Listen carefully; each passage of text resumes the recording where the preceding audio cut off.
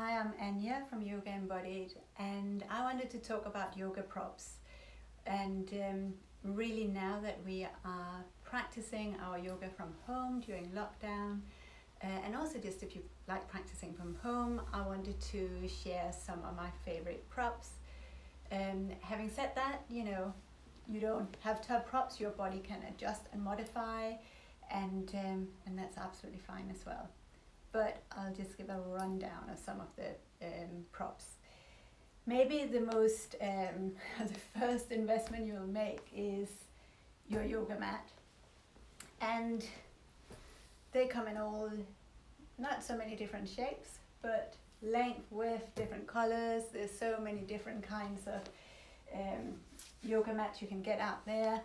But what's nice about a yoga mat is that if you are on the floor, especially I have a carpeted floor, it's very easy to slide. So say in a downward dog, even a standing pose, you just kind of slide, there's no grip, it's really hard to hold. So a good yoga mat gives that grip. So instead of sliding, you have the grip on there. And that's obviously in standing poses as well. So yoga mat is really nice for that. And if you're on tiled floor or wood floors, it gives a bit of cushioning too.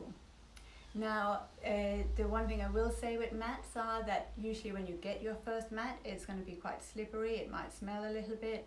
So giving it a good scrub, and generally I would say put it out in the sunshine, but right now we don't have any sun.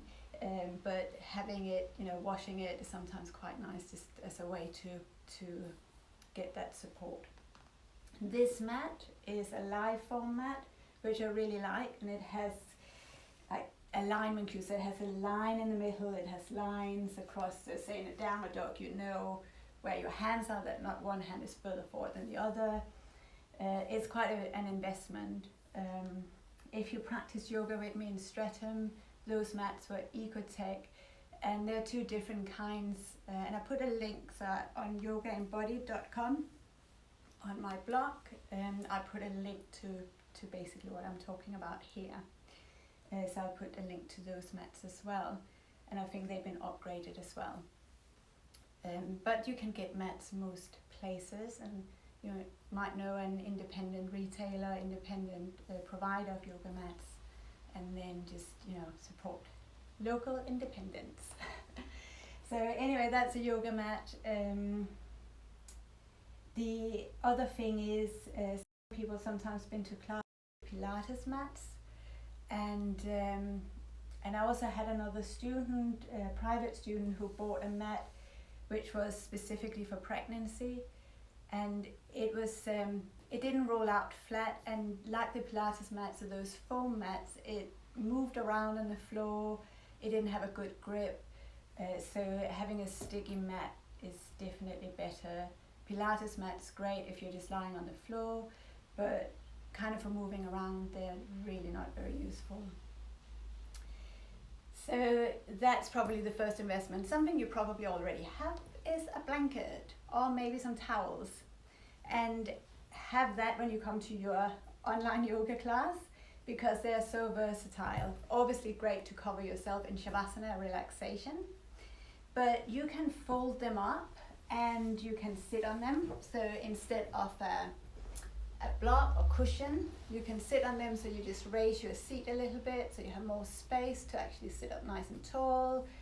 You can, in any poses, if your hips and knees are sensitive, you can roll it up, have it underneath your thigh for support. That's brilliant in supportive or kind of relaxation poses. Again, if you have knee issues, it could be underneath your knees in seated forward bends.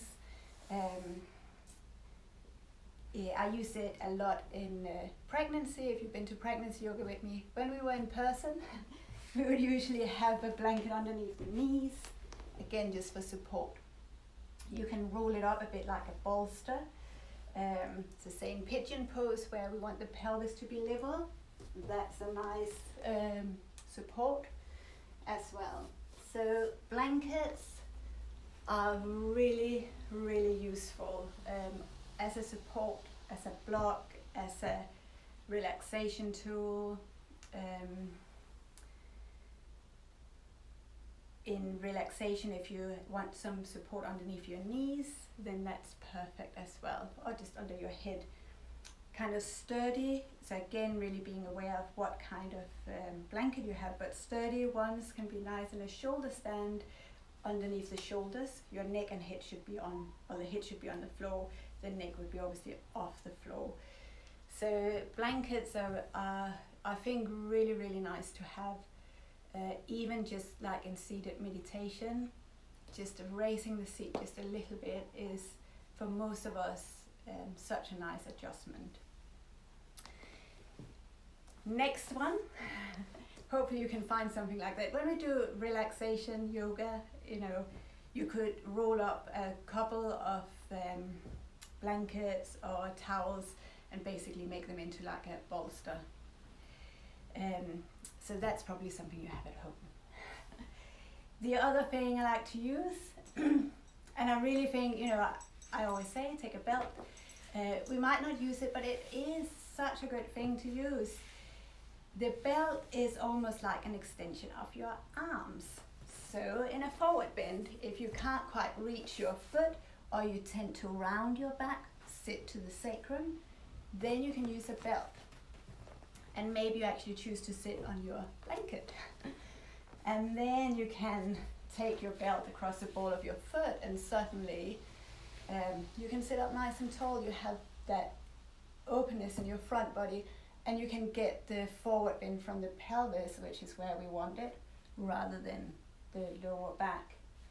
So belts are great. And obviously same thing, if you're standing up and want to extend your leg out in front, out to the side, or lying on your back, you can use it. You can also use it if you're doing any binding. So if, say, you are in a twist, to do the other way, twisting. If your hands can't reach, you could use your belt as a way to extend the arms. And same thing if you are trying to grab your foot behind your head, you could use your belt. So lots of good uses for the belt. You could have your foot in the belt and then hold on, trying to grab hold of it. But I also like to use belts as more mobility. Excuse me. So sometimes just moving the shoulders is nice to use the belt as well, or even just as a bit of alignment to really keep that strength and stability, or as a support, say in where your feet are together, and then you can actually use the belt, or even bridge pose. There's so many variations. So many variations to use the belt, and I really recommend that. I do like the belts because you can make these support, so you can support it.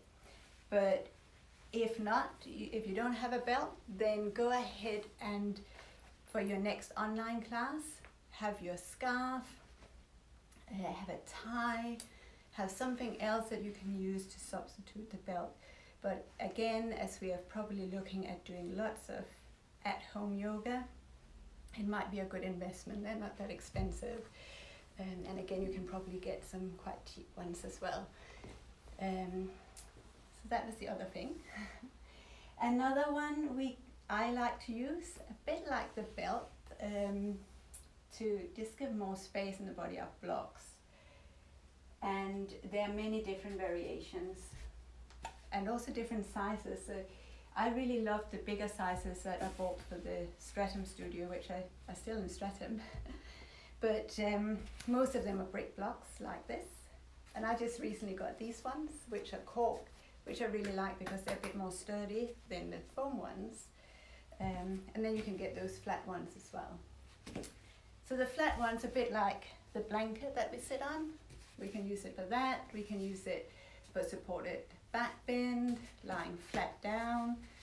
They're not that sturdy for support holding on to, but you could use it for that. And I would probably say just get two. If you get one, just get two. So they're great again for lengthening. So instead of like the seated forward bends, and we try to hold on to the foot, in a standing forward bend, our hands could be on the blocks. So instead of rounding the back to reach through to the floor, we could have the hands on blocks. And certainly in pregnancy as well, when we come down into the lunges, you have more space holding on to the blocks, you just give more space. In any pose where, say, extended side angle pose, and you might be in this position, that's your perfect position, but if you feel you're just about to touch the floor but you lose the pose doing it, you could use a block, and then you're not collapsing down, but you can still open up and really get that hip opening action. Same thing in your triangle pose. So keeping that length. They're also quite good for kind of strength and support, so they're very versatile. You can use them for supported back bends. Yeah, I like using blocks a lot. They just give potentially for more space. So especially those poses like extended side angle, triangle, half moon pose, it's really nice because you're not collapsing down, you have more height. So getting a couple of blocks, really nice to use. So blocks, mats, belt, blanket you probably have. The next two things I'm quite sure you have as well. It's a wall.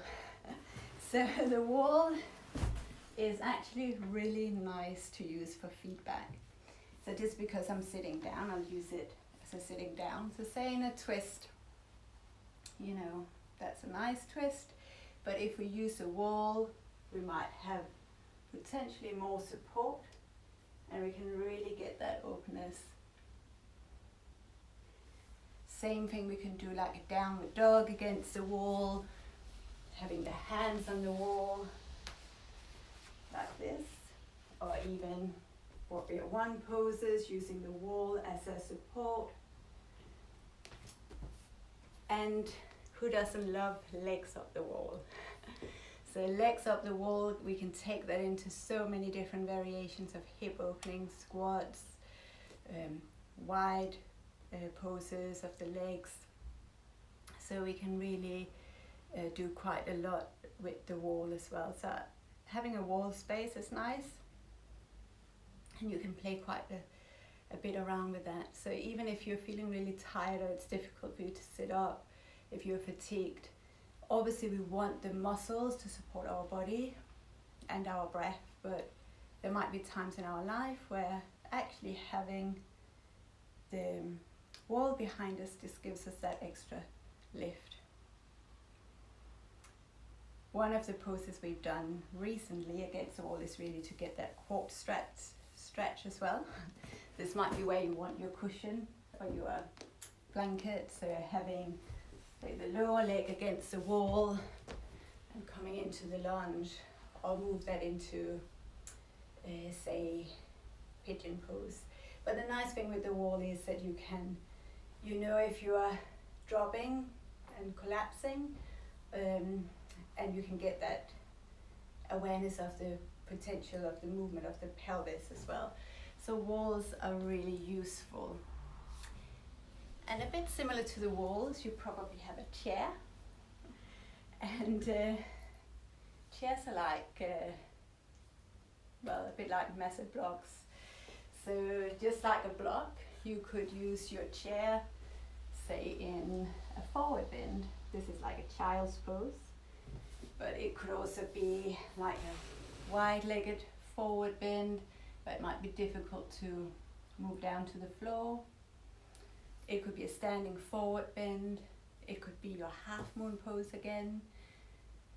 And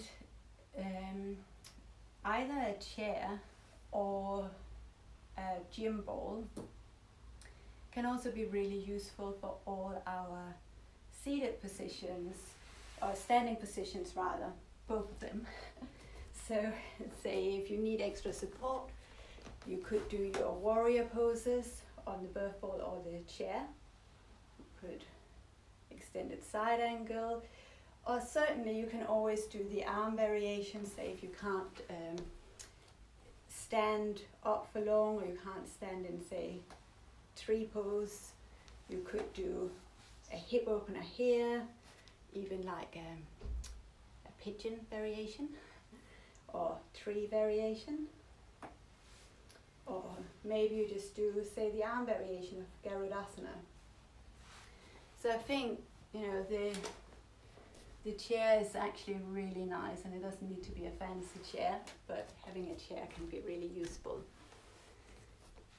So those wall and chair probably you have at home, blanket you would have at home.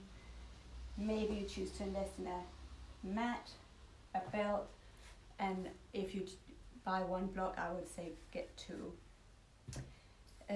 There's one more suggestion I'll give, which is a bolster. And bolsters, you might think, oh, how often do we use that? It's a bigger investment maybe, it takes up more space. So this is a bolster, and it is actually really nice to have. So I might not use it a lot in classes because most people don't have it, but it is really nice. And you can use it a bit like you use with the blocks for support restorative poses, or like the blanket. So it might be that you just need, if you had two of them, you had support underneath your knee. Maybe in a forward bend, you need the support underneath your knees to fold forward with your knees bent, so you have the support. And in relaxation pose, so nice to have the knee supported, it just helps the pelvis. Or if you like to have your feet together, knees apart, you could do the same thing. I'll just show that from facing you. So you could have your feet together, knees apart. So your knees are supported, your thighs are supported, which means you can start to relax the adductor muscles, the pelvic floor, and it's just a really nice relaxation. You could use it in your forward bends, or even high in your forward bends, like the chair. It's really nice in back bends, when you're lying on your back. You could have it underneath the pelvis or underneath your back, so the bum could be on the floor and you could recline on the bolster. You can use it for twist. You can just use it, you know, for so many variations. And even if you're not doing any yoga practice, but you're like, oh, I feel, you know, if you've been sitting down all day and you kind of collapse like that, you know, lying down onto the bolster completely passively like this just opens up everything. And it might not be a yoga session, it might just be 4 minutes or 3 minutes lying like that, or raising the pelvis instead. So I feel bolsters are a very good idea. When we do our relaxation sessions, specific relaxation sessions, you might not have your bolster, but now you can see kind of the shape of it, the density. It is movable. I don't know whether it's like buckwheat or something inside. But if you roll up lots of towels or lots of blankets, you can use that as a substitute as well. So that's kind of the most common things that I would suggest potentially investing in for your at-home yoga practice. Since we are all doing online, you could even have two bolsters actually. One under your chest, one under your knees would be wonderful. You have floor space that you might want to use.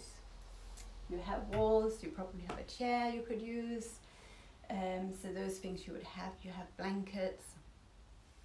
You can choose to have a mat if you need extra grip onto the floor.